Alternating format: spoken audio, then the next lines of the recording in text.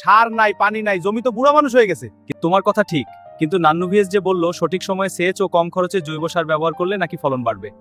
ওইসব শহরের কথা, আমরা গ্রামের মানুষ, পুরান নিয়মই ভালো। পুরান নিয়মে তো আর সব চলে না, চেষ্টা করলে ক্ষতি কি? রফিক কাকা, ফ্রি ফায়ারের নতুন আপডেট আইছে। কাজ নাই, নিশ্চয়ই আবার রাত জেগে গেম খেলো। আরে কাকা, এখন ডিজিটাল যুগ, মোবাইলেই তো সব। গ্রাম আধুনিক হবে, কিন্তু মানুষও তো আধুনিক হতে হয়, কেবল গেমে আধুনিক হলেই কি হবে? আপনারা জানেন এখন জৈব সার, কম পানি ব্যবহার আর কীটনাশক মুক্ত ফসল এসব খুব দরকার। ভাইজান, এসব করতে গেলে খরচ বাড়ে। আপনার ধারণা ভুল। আপনি যদি গরুর গোবর, কম্পোস্ট, বায়ো ফার্টিলাইজার ব্যবহার করেন, খরচ কমে, ফসল বাড়ে। ঠিক কথা, ইউনিয়নে এবার জৈব সার বানানোর জন্য প্রশিক্ষণও দেয়া হবে। আমার কোনো কাজ হয় না, ফোন ছাড়া দিন চলে না। ফোনটা এখন খুব দরকারি হয়ে গেছে, কিন্তু অভ্যাসটা খারাপ।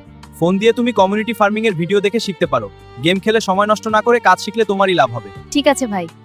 তুমি এগুলো করতে পারো? কেন পারবো না? আমি পারলে তুমি পারবে না কেন? অনেকে তো এখন ঘরে বসে এগুলো করেও আয় করে। তুমি শিখিয়ে দিবে, চেষ্টা করে দেখি। আমিও তো তাই বলি। বউ শিক্ষিত হলে অনেক কিছু সম্ভব।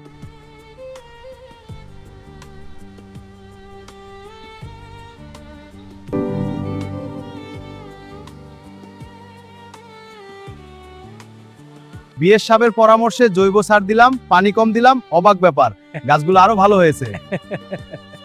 আমাদের ভিএস নান্নুর পরামর্শে গ্রামে পরিবর্তন আসছে।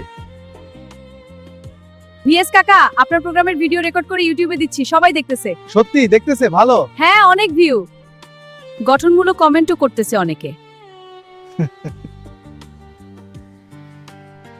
আচ্ছা, মোবাইলেও নাকি ভালো কাজও করা যায়, মানুষ চাইলে পরিবর্তন আছে।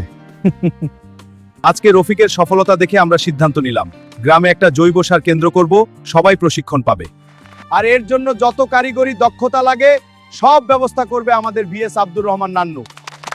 আমি এখন গেম ছাড়ছি, কৃষি ভিডিও বানাবো, সবাই দেখবেন, গঠনমূলক মন্তব্য করবেন।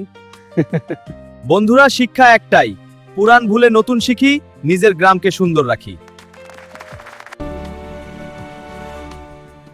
Thank you for watching.